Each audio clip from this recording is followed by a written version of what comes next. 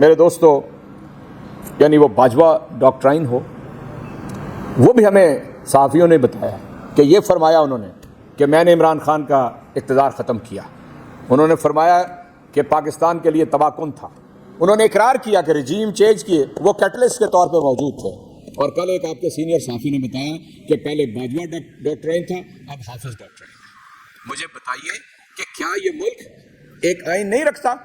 کیا یہ ایک متفقہ دستور اس کے اندر نہیں ہے؟ میں آپ سے عرض کرنا چاہتا ہوں، آپ میں سے بعض دوست شاید اس وقت ہوش کے عمر میں تھے، لیکن میں تھا. 23 برس تک اس ملک کے اندر کوئی متفقہ آئین نہیں بن سکا. 56 اور 62 کے دساتیر ہوئے، وہ ڈھکوسلا تھے، لیکن 73 کے آئین تک پہنچتے آپ اپنا آدھا ملک گنوا چکے تھے. پتہ ہے آپ کو اس بات کا؟ یعنی بالغ رائے دہی کے انتخاب آنے تک ہم آزاد تو ہو گئے، لیکن جو استعماری نظام تھا اس شکنجے سے نہیں نکلے. مربوں کے مالک ووٹ دیا کرتے تھے، دولتوں کے بینک اکاؤنٹ رکھنے والے ووٹ دیا کرتے تھے. غریب آدمی تو ووٹ دینے کی 23 برس تک اس ملک کے اندر اجازت ہی نہیں تھی سرے سے. چنانچہ آپ یاد رکھیے، دستور متفقہ ہے واحد دستاویز. اس سے آپ انحراف کریں گے، ملک کو نقصان پہنچائیں گے. جو لوگ آج ان سے جب پوچھتے ہیں کہ بھی 90 روز لکھا ہوا ہے انتخاب کا اور اب آپ کیسے آگے، وہ دیکھ لیں آپ ہو جائے گا. کیا جواب دیتے ہیں؟ دیکھ لیں آپ ہو جائے گا. آپ کیا کہنا چاہتے ہیں؟ پھر کہیں کہ آرٹیکل 6 نہیں آرٹیکل 6 اس کے اوپر نہیں لاگو ہوتا. تو کیا ہوگا پھر اس ملک کے اندر؟ آپ ایک خطرناک کھائی کی طرف آگے بڑھ رہے ہیں اور آپ ملک کو لے کر ڈوب رہے ہیں. آپ یہ دعویٰ لے کر آئے تھے کہ عمران خان جو مہنگائی لے کر آیا ہے ہم اس مہنگائی کو ختم کریں گے. آپ یہ دعویٰ لے کر آئے تھے کہ دنیا کے اندر پاکستان کے ساتھ تعلقات جو ہیں دوست ملکوں کے وہ متاثر ہو گئے ہیں. آپ یہ دعویٰ لے کے آئے تھے کہ سیاسی استحکام کے لیے ساری کوئی پتہ 13 سے لے کے 18 جماعتیں مل گئی ہیں. سب کچھ اس کے برعکس آپ دیکھ رہے ہیں. ہم تنہا ہیں. دہشت گردی دوبارہ، وہ افریت دوبارہ سامنے آ گیا ہے اور کوئی حل اس کا بتانے والا یہاں پر نہیں ہے. آپ کا وزیر خارجہ پوری دنیا کا چکر لگا چکا ہے، لیکن یہاں بازو میں افغانستان ہے، وہاں پر جانے کی جرت نہیں ہوئی. ان سے بات چیت کریں. یعنی دوحہ ٹاکس عمران خان کا ایک کارنامہ تاریخ کے اندر لکھا جائے گا اور اس کے نتیجے میں امن قائم ہوا. پاکستان کی اتنی واہ واہ ہوئی کہ ہم نے تقریباً 55,000 ڈپلومیٹس، NGOs کے ایگزیکٹوز اور اس درجے کے لوگوں کو افغانستان سے اسلام آباد کے ذریعے دنیا میں ہم نے سیف ایگزٹ دیا. ہم نے موقع فراہم کیا اور ہم نے ہی ایبسولوٹلی ناٹ کہا. کیوں؟ اس لیے کہ ہمیں اندازہ تھا کہ اگر خارجہ پالیسی واپس اسی نہج پہ جاتی ہے تو دہشت گردی بھی واپس اسی نہج پہ آ جائے گی. چنانچہ میں نے آپ کے سامنے 4 نکات رکھے ہیں. نمبر 1، عدالتوں کو آزادی ہونی چاہیے کام کرنے کی، کہ جو پامال کرنے کی کوشش کی جا رہی ہے. ٹیلی فونوں کے اوپر احکامات دینے والوں کی اولاد آج ہدف بنا رہی ہے. جو لوگ بریف کیس بھر کے دے کے آئے تھے ان کی اولاد آج ہدف بنا رہی ہے عدلیہ کو. اور دوسری بات میں نے آئین کی آپ کے سامنے رکھی ہے. تیسری بات، کسی طرح کی بھی ماورا جو قوتیں ہیں ان کی مداخلت کی بات آپ کے سامنے رکھی ہے. اور میں نے آپ سے یہ عرض کیا ہے کہ مہنگائی کا افریت عام آدمی کو کھا کے رہ گیا. یہ 4 نکات ہیں جس کے اوپر ہم آزادی کی اس جدوجہد کو آگے بڑھائیں گے. یہ پرامن راستہ ہے اور ہر جگہ سے انشاءاللہ لوگ جیل بھریں گے. پنجاب کے اندر تو کل آپ کو معلوم ہے کہ 64,000 لوگوں کی جیلوں میں 34 جیلوں میں جگہ ہے. 84,000 پہلے ہی ہیں وہاں پہ. ہم ہر طرح لاکھوں کارکنان، مجھے آج 5واں روز ہے اس کے اوپر کام کرتے ہوئے، لاکھوں کارکنان تیار ہیں جیل میں جانے کے لیے. چنانچہ ہم یہ کہنا چاہتے ہیں کہ ہوش کے ناخن لیں یہاں کے مقتدر حلقے، ہوش کے ناخن لیں یہاں کی امپورٹڈ حکومت اور عدلیہ کو روبہ عمل لانے میں، اور آئین سے ماورا کوئی کام نہ کریں. اس لیے کہ اگر آئین کے ماورا کوئی کام کریں گے تو ہم سیاسی جدوجہد کریں گے، مزاحمت کریں گے. وہ پہلا دن ہوگا سب سے پہلے لاہور کے اندر گرفتاریاں پیش کی جائیں گی. کیا جو آپ نے 23 لوگوں کا لاہور کا ذکر کیا اس میں عمران خان کا بھی نام ہے، اسد عمر کا بھی نام ہے، شاہ قریشی کا، جو آپ کے بڑے بڑے جو لیڈر ہیں ان کے بھی نام ہے؟ دیکھیے اس کا اعلان جو ہوگا نا آپ کی بات کی کنٹینیوشن میں، تو عمران خان اس کا اعلان کریں گے اور ہر ضلع سے جو کارکنان کا گروپ ہوگا اس میں 5 پارلیمنٹیرین ہوں گے. ٹھیک ہے، ہم اس حکمت عملی کو خود سمجھتے ہیں کہ عمران خان نے، اسد عمر نے یا ہماری لیڈرشپ نے کب جانا ہے. آپ کو معلوم ہے کہ ہمارے کوئی 600-700 ارکان اسمبلی موجود ہیں. اس طرح ہم اس کو آگے بڑھائیں گے.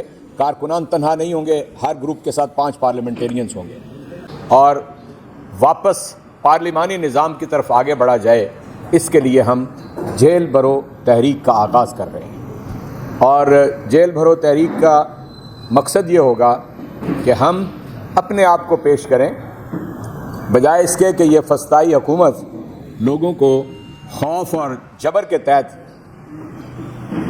डरा धमका कर उन्हें झूठे मुकदमों में गिरफ़्तार करे, उनके ऊपर कस्टोडियल टॉर्चर करे, उनको जलील करे, उन्हें बरहना करे, चाहे वो सियासी कारकुनान हों, सियासतदान हों या हुर्रियत फ़िक्र रखने वाले सहाफ़ी हों।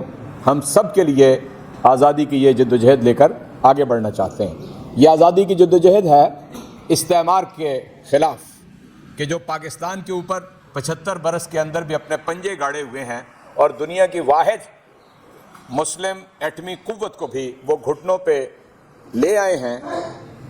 वो सारी बैरूनी ताकतें और उनके यहाँ पर एजेंट, चाहे वो इस्टेब्लिशमेंट में हों, चाहे वो इम्पोर्टेड हुकूमत के अंदर हों, हम उनके सामने पुरअमन सियासी जद्दोजहद करना चाहते हैं।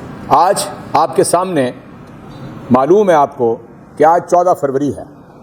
एक महीना पहले 14 जनवरी को आइन के एक आर्टिकल के तहत पंजाब की असम्बली को तहलील किया गया और 4 रोज़ बाद 18 जनवरी को खैबर पख्तूनख्वा की असम्बली को तहलील किया गया। 30 दिन गुजर चुके हैं, आज तक आइन से मावरा रास्ता इख्तियार किया गया है और 90 रोज़ की जो एक पाबंदी है आपका आइन लगाता है, उसके मुताबिक ना इलेक्शन कमीशन ना गवर्नर पंजाब इंतखाब की तारीख देने के लिए तैयार नहीं है, इंतखाबी शेड्यूल देने के लिए तैयार नहीं है और तौहीन अदालत के मुर्तकिब हो रहे हैं। आज वक्त गुजर चुका है, यानी कल का दिन आखिरी दिन था, आज वक्त गुजर चुका है। मैं आपसे अर्ज कर रहा हूँ 59 रोज़ बाकी रह गए हैं और अभी भी यहाँ मीटिंग वहाँ मीटिंग। और जो ज़िमनी इंतखाबात हैं उनके लिए हर चीज़ मौजूद है, पैसे मौजूद हैं, यानी उनकी सिक्योरिटी के लिए पुलिस और रेंजर्स मौजूद है, उसके लिए सारा इंतज़ाम मौजूद, हर चीज़, लेकिन नहीं है कुछ। तो आइन के तहत तहलील शुदा असम्बलियों के इंतखाबात, उसके लिए कुछ नहीं है, न पैसे हैं, न पुलिस अवेलेबल है, न इंतज़ामिया अवेलेबल है। किसी ने पोलियो के कतरे पिलाने हैं, किसी ने टीके लगाने हैं, किसी ने मरदमशुमारी करनी है, यानी दूसरे हैं कि जो इस वक्त तक इख्तियार किए जा चुके हैं। हालांकि आज से 5 रोज़ पहले सुप्रीम कोर्ट के अंदर आपने चीफ जस्टिस साहब के रिमार्क सुने होंगे कि ये इलेक्शन कमीशन इसी अदालत के अंदर गुज़श्ता साल ये कह चुका है कि हम नवंबर 2022 में इंतखाबात के लिए तैयार होंगे।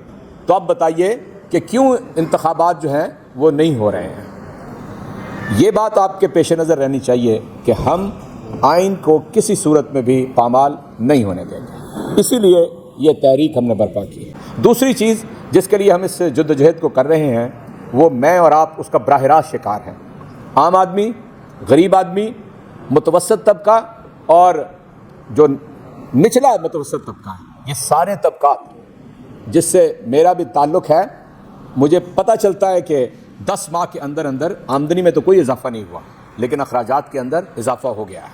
और अगर परचून के आप कीमतें रखें, ये मैं SPI और CPI को डिस्कस नहीं करना चाहता, मैं एक आम आदमी हूँ, जाके बाज़ार से सामान ख़रीदता हूँ तो मुझे अंदाज़ा होता है कि तकरीबन यानी कीमतें 1/3 से निसफ़ तक बढ़ गई हैं। मिसाल के तौर पे एक रिसर्च के मुताबिक जिसकी आमदन 30,000 रुपया थी वह अब वो 20,000 के बराबर हो गई है। इतनी अशिया वो बाज़ार से ख़रीद सकता है। चुनांचे इससे हम अंदाज़ा लगा लें कि 1/3 उसके पास अब रकम नहीं है अपनी ज़रूरियात ज़िंदगी पूरा करने के लिए। एहसास प्रोग्राम के तहत, सेहत कार्ड के तहत, यानी कामयाब पाकिस्तान के तहत जितनी मराहत कह लीजिए या सहूलियात कह लीजिए, या जो 70,000 वो दुकानें पाकिस्तान के अंदर खुल रही थीं जहाँ पर सब्सिडी दी जा रही थी, वो सारा निज़ाम बंद करने की कोशिश की जा रही है, अमलन बंद होकर रह गया। और ये आज की कैफियत है। लेकिन आज भी मैं आपको ये बता दूं, मीडिया के ऊपर हर चीज़ वाज़ेह है कि अगर 170 या 180 अरब रुपए के मज़ीद टैक्सेस लगने जा रहे हैं तो फिर बताएं कि इस कौम की आवाज़ कौन बनेगा। क्या मेरी तकरीरों से, मेरी प्रेस कॉन्फ्रेंस से जब कुछ होगा? इस हुकूमत के ऊपर दबाव बढ़ाने के लिए हम जेल भरो तहरीक जो है उसको आगे बढ़ाना चाहते हैं। और क्यों बढ़ाना चाहते हैं, मैं दोबारा इस बात को, इस नुक्ते के ऊपर कहना चाहता हूँ تاکہ اس ملک کے اندر عام انتخابات ہو جائیں. جس حکومت کو اور جس وزیر اعظم کو کہتے تھے یہ سلیکٹڈ ہے, جس کو کہتے تھے کہ 2018 کے انتخابات ٹھیک نہیں ہوئے, اس نے آتے ہی کہا کہ آپ آ رہے ہیں تو انتخاب کرا لیجئے, دودھ کا دودھ پانی کا پانی ہو جائے گا. پھر ان کے کچھ درجن بھر پی ڈی ایم کے لیڈرز ہیں جنہوں نے کہا کہ جس روز آپ پنجاب اور خیبر پختونخوا کی اسمبلیاں تحلیل کر دیں گے ہم فوراً عام انتخابات کا اعلان کر دیں گے. اب تو کوئی تھوک کر چاٹنے کے لیے بھی تیار نہیں ہے, اس بات کا جواب دینے کے لیے کوئی بندہ اویلیبل نہیں ہے. اور